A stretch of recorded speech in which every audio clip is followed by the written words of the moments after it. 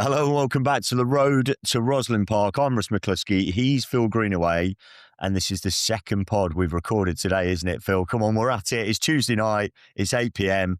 We've got a Rosslyn Park. I will say it. We've got a Rosslyn Park legend, a bloke who we reckon has just been at every single Rosslyn Park since the early 90s, winning it as a player, winning it as a coach.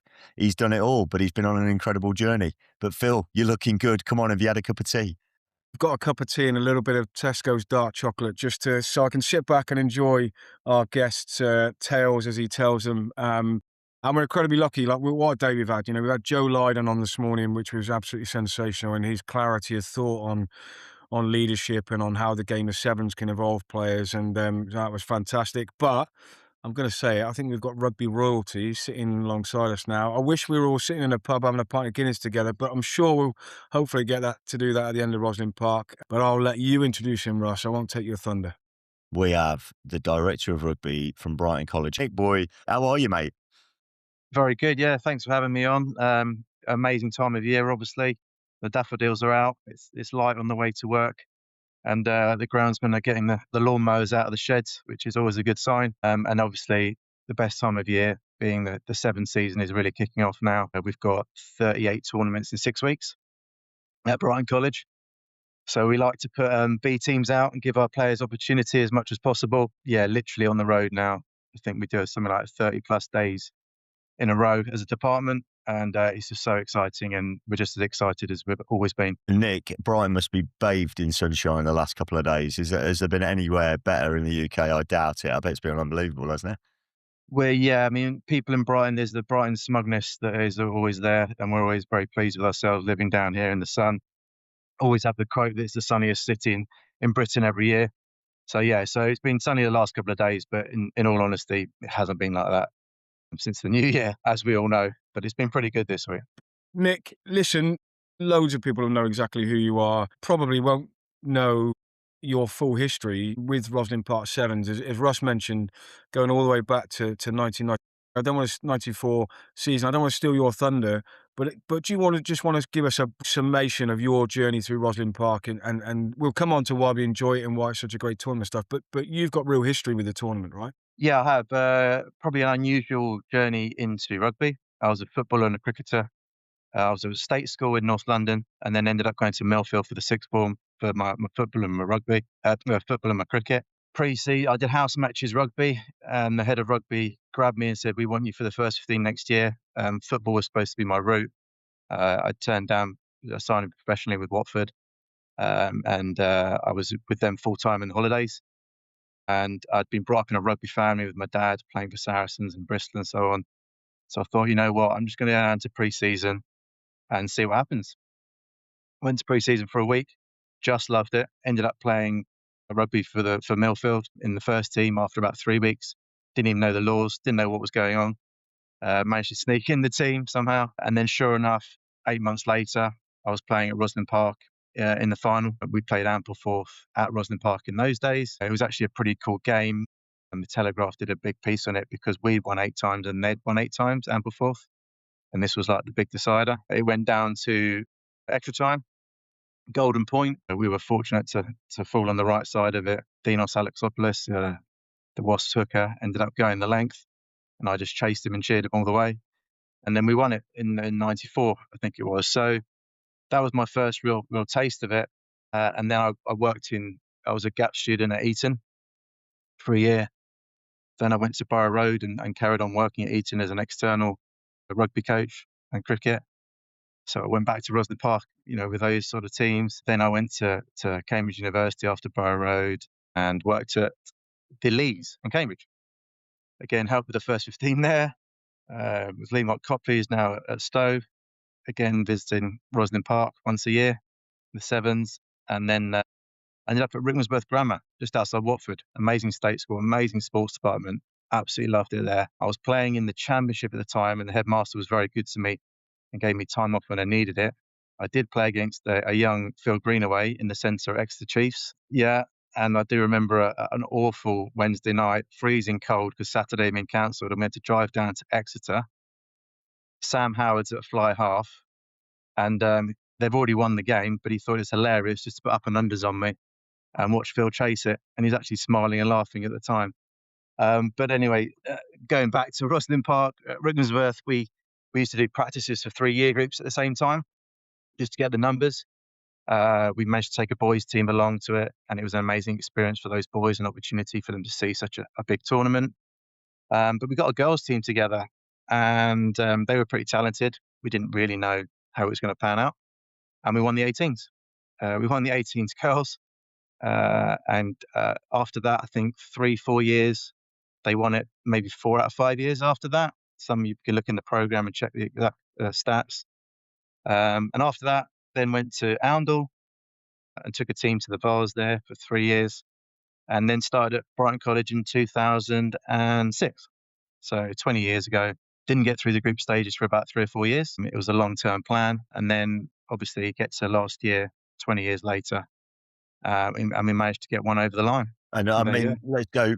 What a journey. I could listen to it all the way through. And I think what I love about that is there's plenty of schools there that people will be listening to this going, amazing rugby programs, player at Millfield, Eton go really well, Oundle go really well. But what you did with the Monmouth girls team, phenomenal achievement. And like you say, the beauty of Rosslyn Park is you think you've got a talented group, but you don't actually know how they're going to perform. And I bet there's been loads of coaches and loads of masters in charge of rugby out there who've had to put a group together, had a really stellar 7 season, and then they lose one game and they're out.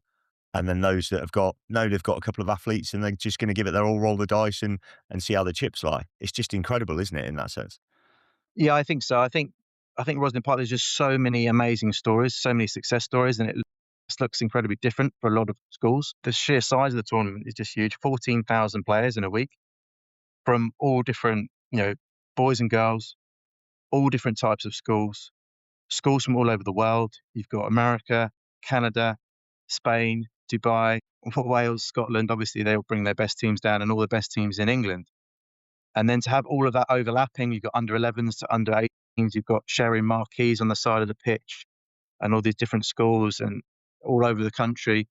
I just think it's a wonderful week, just a wonderful week for sport, a wonderful showcase for rugby union at this age, in this youth age group. And I think rugby is an incredibly brilliant place. I know there's lots of things going on in various conversations, but you go to that tournament and you see the sheer size of it and the number of boys and girls playing. It's just wonderful and incredible to see. And when I talk about sort of different teams have different ideas of success, I want to make a big shout out, and I've got to get the spelling right here. We were talking to these guys last year, and it's a school from Wales near Neath. I've got to try and get this. I can't say the Welsh thing, but someone's tried to translate it in an English way for me. Llangatug. Last year we got talking to those guys. Amazing that the staff get up early in the morning in the minibus, drive them to Rosslyn Park to get their boys an incredible experience, play during the day. Then they drive them all the way back to Neath. They drop them at their homes, not at the school, have to go around the valley. And then they get up the next morning and bring the next group. Incredible effort from the staff. I'm sure the boys and the parents are incredibly appreciative of them giving this opportunity to experience. And I know there's just so many more stories like that. And I always, a big shout out to them, but I always love when teams surprise themselves and get through to day 2 and they haven't got a hotel booked. And you've always got that sort of 4 or 5 o'clock bit where people are running around saying, is anyone not using the hotel? Can we have your rooms? So that's quite a nice little nuance to it as well. But so it's pretty cool. And as I say, the sheer size of the tournament and the fact that so many different schools from different backgrounds are all in it together, it's very special. It is really, really special, Nick. It's such a a great tournament, and you and I have spoken a fair bit over the years about, that rugby community and coming together. And I don't think anywhere else that I've seen the rugby values more on show than they are that week. And given that you've been going there for nearly 30 years or over 30 years, I bet you struggle to walk around without stopping every 2 minutes to say hello to everybody. But that culminated last year in a win for you in Rosslyn Park. And I know what that meant to you and those boys. I know how long you've been striving for that. Give us an insight into was that expected from you? You knew you had a good group. Was it something you mentioned earlier on the long-term plan, the offload? I can still remember it now at the back of the hand. Talk us through that final and that whole experience particularly for those 18s last year. We had an amazing group last year. They must have played 20 odd tournaments over their time at the college, Brighton College, and they probably won 15 of them. Mentally, they were incredibly tough. They're an incredibly close group. They played together a huge amount, and we're incredibly proud of what they achieved. I think you've also, with sport, we've got to also be careful that we don't just sort of say they're amazing, they're brilliant because they won it, and they were amazing and brilliant because they won it. But there's other teams that work just as hard as them. There's other teams that were just as close as them. And we're just unfortunate and just didn't quite get the rub of the green at certain times. So I think about this now over the last 12 years at Brighton College. We've had 3 runners-up in the cup. So this was our 4th final in 12 years. We had made 2 semi-finals. We had made, I think, 2 or 3 quarter-finals. We'd won the plate, and we'd been runner-up in the plate last year, and obviously runner-up in the cup. So we've been knocking on the door for a really long time. And we said it after the game, and the boys also said it at the time. This one was for everyone that had ever worn a Brighton College shirt. Forever, basically, and anyone that had ever been involved in the club. It was incredibly special. And what's also amazing about it is it's such a massive, not just a team effort, it's a massive community effort. We have so much support from everyone: health centre, catering, transport, security. Our senior management team are amazingly good to us and watched the last few games. Richard Cairns, the principal, has been so supportive over 20 years. Steve Marshall-Taylor, the headmaster, just loves the sport at the college. And I think the fact that all the old boys were involved, loads came to watch. My phone hit 241. I remember looking at it, 241 WhatsApp messages. And I hadn't even left the pitch yet. Amazing. Yeah, and my email was just going mad. And I think that because at Brighton College, we just have so much momentum with everything, and everyone's working so well together, and everyone loves what we do, that it's rubbing off in so many different areas. UK School of the Year, top in the exam results, semi-final last year in the hockey, the under-14s won the national netball, choir of the year in the UK. But it's because there's this massive community all working together. And I think that was also made it so special, was that we knew that. The boys talked about not just playing for each other, but playing for the whole school and the whole college. And personally, it was all getting a bit of Gareth Southgate. My wife teases me about that, and to my daughter, we all went as a family to watch the amazing play. I can't remember what it's called, but it's amazing, up in the National Theatre. And my wife was teasing me on the way out. This was before we'd won it, by the way. She was saying, "You are a bit Gareth Southgate in the school's rugby at the moment," which was good from her. But it was a special moment for everyone involved. But then you went and proved her wrong and won that, and then you won the Seba 10s as well. And from what you said there, it seems like you'd have been just as proud of those boys if that pass hadn't have gone to hand as if it had gone to hand and they run through. Yeah, a couple of podcasts recently. Was it Enoch, the guy who worked with the Kiwis, and Hansen, and they were talking about when they won the World Cup and they got back and the whole of Auckland Airport was full. And I think it was 4 years later, they lost by a point, maybe to South Africa, and they came back to the airport as empty. Does it mean that they prepared any less? Does it mean they didn't work as hard? They weren't passionate? They did exactly the same. Just sometimes you just got to hope that a few things go your way. And obviously 2 years ago, we lost in the final on the penultimate play. The ball just came out the side of a ruck. Whoever picked it up just scored in those conditions, just the way it fell. And I just think you just got to keep knocking on the door and hope that when it comes down to those fine margins, that you get the rub of the green. However, we were hoping the rub of the green was around the corner, to be honest, because it had been quite a while. We got close at times. And Nick, you talk about the importance of connecting with the old boys and all those people that left the college, but also the younger year groups as well. And you speak about the overlap, and there's no other tournament for it, is there, where, like you say, you've got the under-14s rubbing shoulders with the first team like they probably never do in school. But that moment, winning it, to see what it meant to the old boys and to see kind of their legacy. But what has it done now for those year groups, the under-14s and the under-16s, who are going to be competing hard? And I want to talk about the under-16 age group because they look good. And we've just spoken about the under-16 tournament off record, probably one of the hardest things to win, we think, in school rugby, if not school sport. But what has it done for those kids in the college? Is there that aspirational piece now? I think it's an aspirational piece, but I think it's been an aspirational piece for a long time at Brighton College. We've won a lot of big things over the last 10 years or so. But what is more important to me, I mean, loads of people after we won Rosslyn Park and said, like, what are you going to do next year? It was amazing how many people said it to me. I'm like, well, I'm going to do the same as we've been doing for the last 20 years. Yeah. We're going to have fun. We're going to dance. We're going to sing. We're going to throw the ball around. We're going to prepare as much as we can. We're going to work as hard as we possibly can. And we're going to enjoy ourselves. That doesn't change. That's still schoolboy rugby. And that would be our measures of success. We would always say that. Can we love each other? Can we look after each other? Can we play the way we want to play? And can we enjoy ourselves and have fun and sing whether we win or lose? I think if you hit those markers, you've got a high chance of winning anyway. But if you don't, and you hit those markers, you've still had success and you've still had a great time. And ultimately, our job as teachers, I guess, is not necessarily to win things. It's not to produce internationals or professional rugby players. It's just to inspire the next generation to want to play this game, support this game, love this game, and put back into the game when they leave school and when they're older. And I think that's our main role, and that should always remain our main role. But if we can get that right, the winning may well look after itself as well. Mate, and there's so much happening there that week. And lots of people will be listening to this wondering how a head of rugby gets through the week, because it's a tough week at the end of a long term. How do you get through the week emotionally? Because it is ups and downs. Sport is emotional. We do care about these kids, and there'll be kids who get injured in the first minute of their first game, and we deal with that emotion. How do you manage your load through the week, and who do you lean on that week to make sure that you can give your best to the boys and the girls? Used to, when I was younger, go to everything.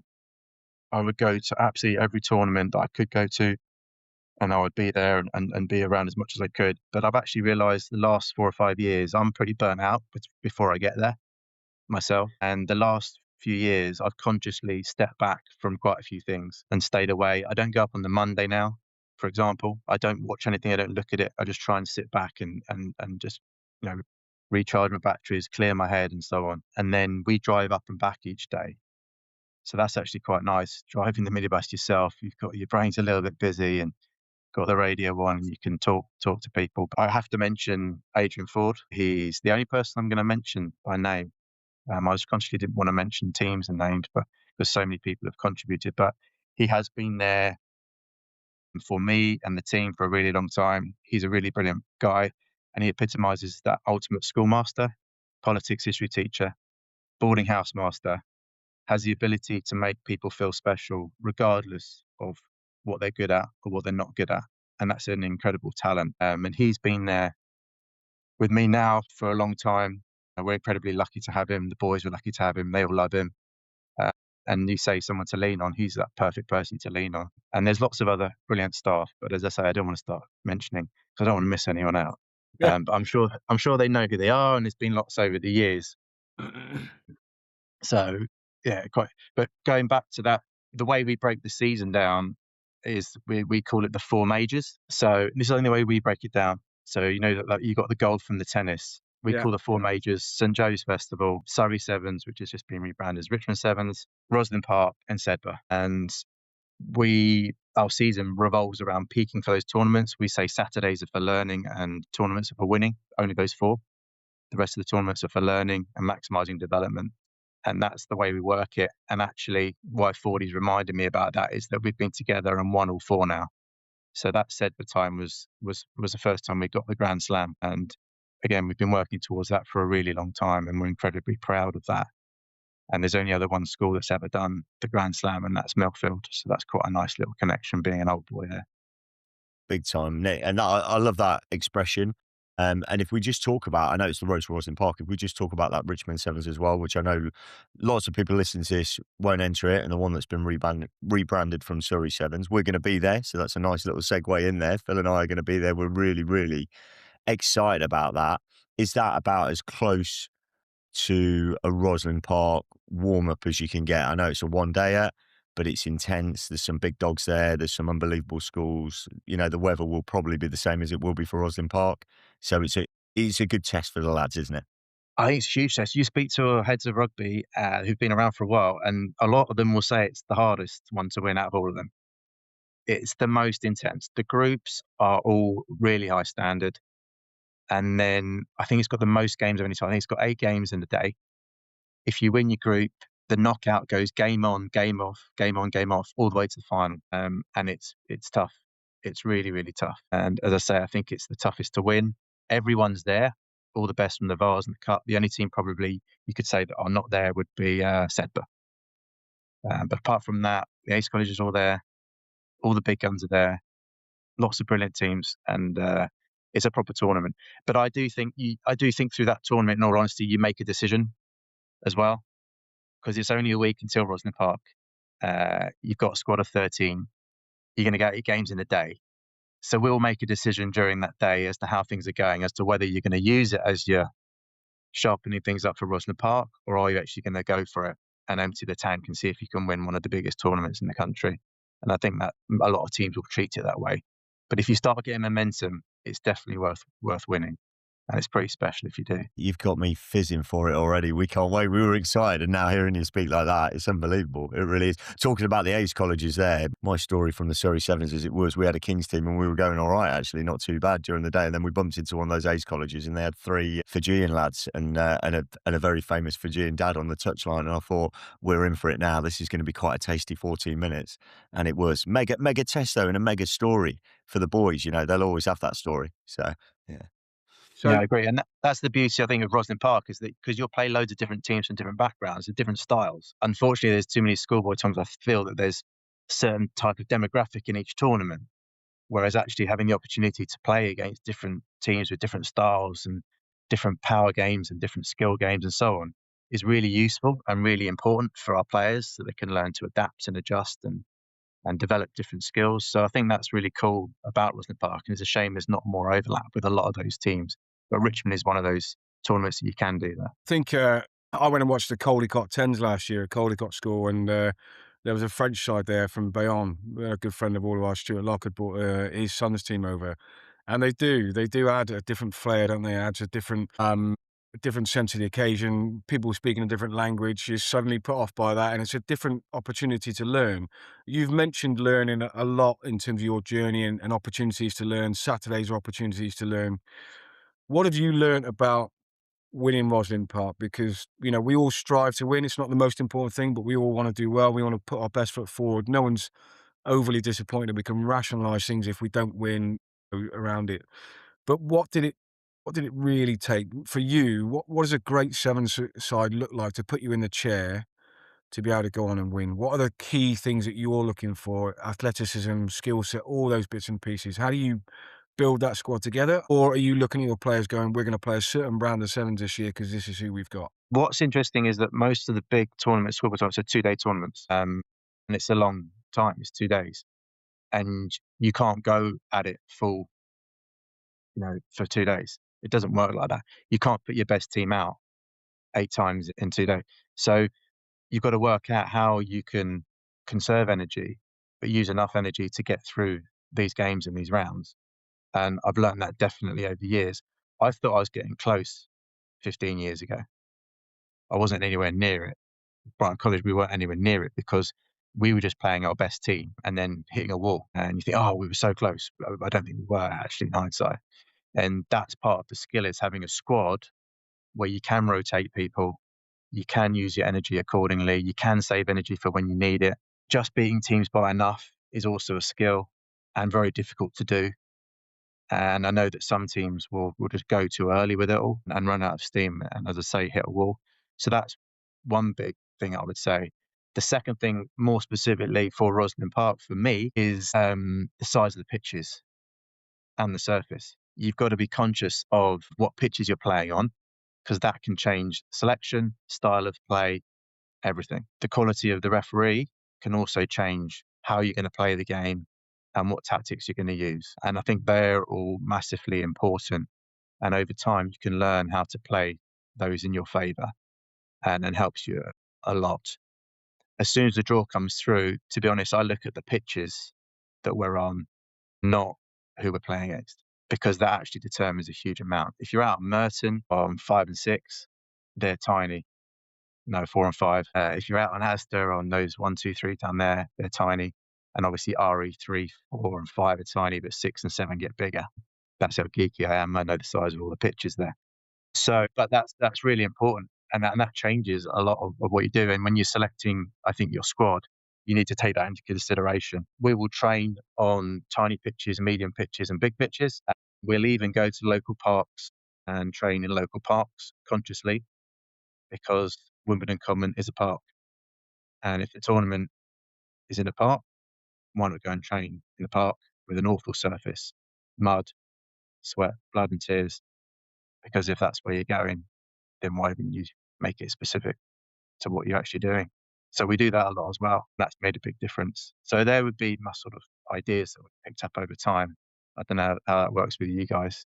Yeah, well, I love the park thing because being at King's, we obviously used that park a little bit as well. We'd have overflow games groups go down there, and staff would moan during the year. They'd be like, the under-16 football teams would go down there, they're A to E, and they'd hate it. And I was on the under-16s for a while. But I think there's something about that, because the kids that we've been fortunate enough to coach in the schools we've worked at, there've been some phenomenal facilities, haven't they? I used to love coming down for our triangular with Tunbridge the first weekend in September.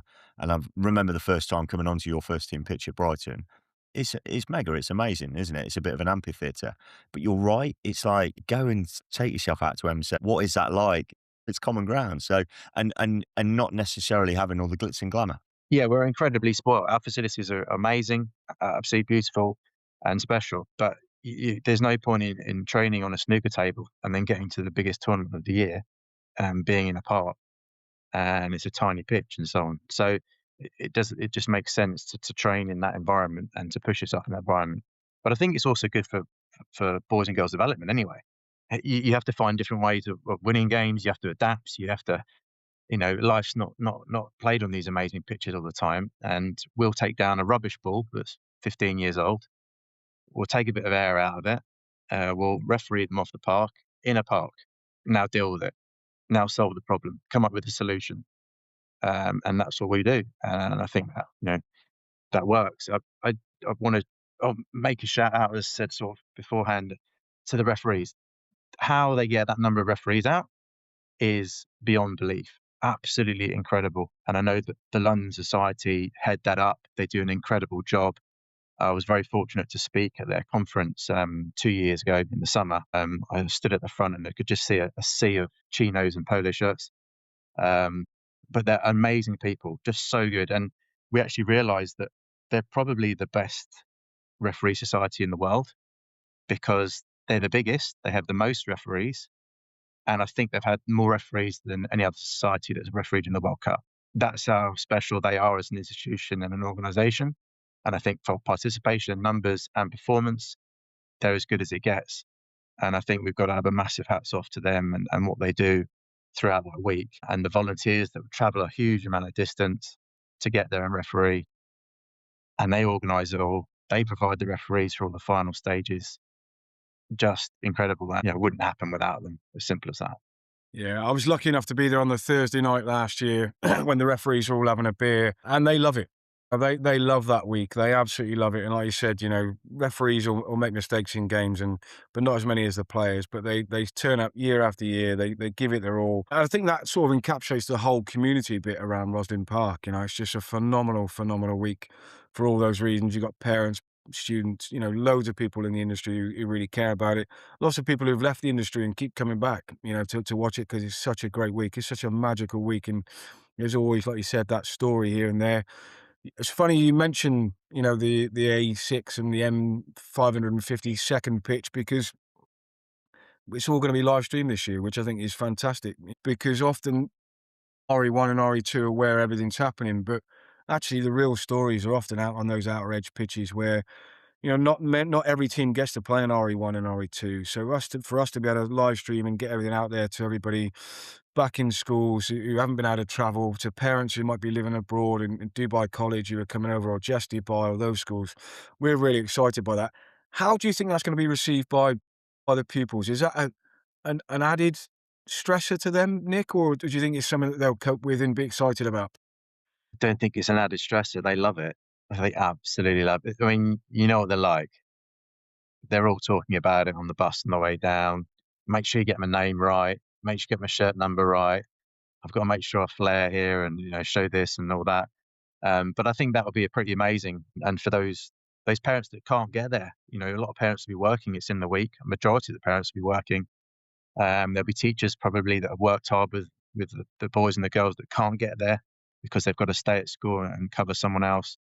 And they get to watch them as well and have that moment. And as I say, sometimes for schools to get there and play is just an amazing achievement. And then if they get a win, then great. But if they just get to have that memory to be able to look back on and watch is very cool and very special. Every pitch is amazing. I mean, I don't know how you're going to do it, but we've obviously got a way of doing it. We're on it. We're all over it, and we can't wait to do it as well. Nick, you've been incredibly generous with your time on a Tuesday evening for this pod. I've been super excited about it. I could listen to you all day. I hope we can get you during the week and we can have a coffee and maybe get your microphone in front of you there as well. What are the hopes and aspirations? Can I be bold enough to ask? And I know you're an incredibly humble man, and I know the program is about development and it's about process over outcome. I do know that, but this is one of the 4 big ones. So 14, 16 seniors. And as I said before, the 16s, we've got a little beady eye on them. There's a man who lives just underneath your house right now who's doing a good job coaching them, and they look really good, don't they? But 256, 260, 270 schools in that under 16 age group, that's going to be a beast of a competition, as it always is. But what are your hopes and aspirations for all the Brighton College teams that are going to be competing that week? I genuinely say that my hopes and aspirations will be to hit our markers of success. I can't, reinforce that enough. You just want to be, a Brighton College team will never lose through lack of effort and hard work. It will never lose through lack of preparation. And we will always hit those markers. I'm not saying we're going to win. I'm not saying, how many games we're going to win or lose. But we will work bloody hard. We will look after each other. We'll show each other a huge amount of love. And we'll dig as deep as we possibly can. If we hit those markers, we've had a huge success. And that's genuinely what we would believe and what we would tell the boys. And we know that they'll be successful for those reasons. So I've dodged your question as to whether we're going to win or lose. But I genuinely, that's what we would feel. And we know we've got a chance in the 14s, 16s and 18s. But so many teams have got a chance. But if we go back to that stat, only 12 different schools have won it in the last 30 years, the Cup. And when you think of it like that, it's pretty special and unique if you do get over the line. That is incredible, isn't it? That is an incredible stat. Listen, alongside the live streaming, we're going to be putting a show together, a highlights package every evening, Nick. I'm sure you'll be on it. But will you be turning up in the Pelican outfit to come on the live show with us? Is that going to happen? It's definitely packed. 100% packed. Yeah, dude. We pack it for the tournaments, and we just sort of, if there's a good moment for him to come out, then he'll be on show and he'll be all over it. We've got a volunteer actually who wants to be in it, so we'll see how it goes. But the main focus will be on boys to start with. And if there's an opportunity to have a bit of fun with it, then we will. Fantastic. And the 3 of us can have a break dance off as well at some point. Yeah, I'm keen for that. Yeah, come on, we'll give it everything we can. Nick, your ledge. Yeah. I was just wondering, listen, we've not mentioned Marcus Smith, and I just wondered, I guess then, talking to Joe Lydon this morning, we talked a lot about development of players and how sevens was great for the development of players. What part did sevens play for Marcus in terms of, his ability to break open a game and to be the player that he's been for Quins? And how important is it in your rugby development pathway? Well, I think we've had this conversation obviously recently. There was a recent conference, I think at the Lensbury, and I think the head of French rugby did part of the talks. And he talked about 14 of the current French Six Nations squad came through their sevens pathway. He didn't just talk about why it's such a good development game. I mean, there's the obvious reasons, because it's small-sided games, there's more engagements, more touches on the ball. You're under pressure all the time. You're in open spaces. You're making decisions. So that can only accelerate learning as far as I'm concerned. I just think it's one of the best ways to learn to play rugby.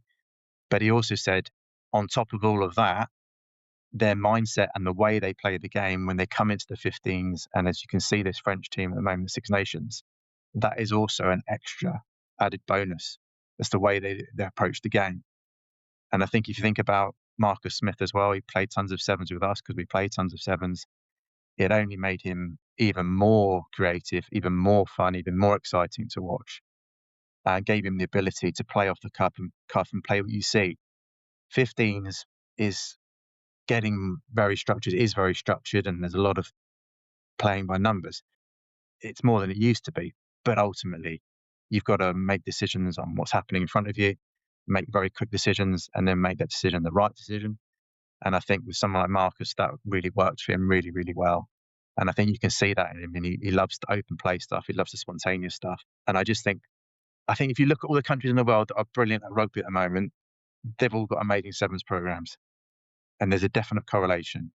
And it would be great if we were to get that back up and running, because I think it makes a huge difference to players' development. And I think that all players should play it for a period of time in their career, because the benefits are huge. Could not agree more. Could not agree more. And, Joe Lydon spoke about like Quagga Smith, for South Africa. What a brilliant example. Marcus Smith. And like you say, that French team. And look at Dupont, what he did in the Olympics. So, he's going to come back post-injury even better, isn't he? Definitely. Yeah, totally. Awesome. Nick, thanks very much for your time, mate. Listen, we are super excited. The sun's been out today. It was out yesterday as I was sitting on the M25 for 2 hours on my way to Downside School. That's twice now I've mentioned that today. I'm not allowed to mention it ever again. But listen, mate, we're genuinely, number one, really appreciate your time. You've been a great servant for not just Brighton College rugby, but an advocate for rugby across the board. So thank you very much for that. And thank you for getting around that week and making Rosslyn Park such a great experience for all those kids that you deal with. And we're generally really excited. Live streaming every pitch, evening show. We can't wait to get you on it. And we wish you and your boys all the very best of luck. We'll see you at the Richmond Sevens. I've been Phil Greenaway. He's been Nick Buoy. He's been Russell McCluskey. Please like and subscribe. And we cannot wait to see you at Rosslyn Park. Go well. Thanks, guys.